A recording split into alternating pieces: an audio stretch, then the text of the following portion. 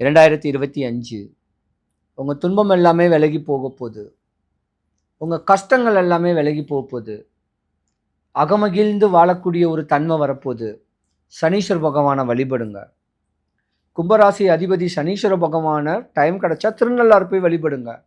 இல்லை சனிக்கிழமை தான் வீட்டிலேயே காலையில் தலை வணங்கி மார்னிங் 6 to 7 சனி ஓரையில் முறையாக வழிபட்டுக்கிட்டு வந்தீங்கன்னா உயர் பதவி, ஒரு ஸ்டாரு, ஒரு யோகங்கள் வரக்கூடிய ஒரு தருணம், பல இன்னல் இடையூறில் இருந்தும் மேன்மை அடையக்கூடிய ஒரு நேரங்காலங்கள், பிரகாசமான ஒரு அமைப்பு.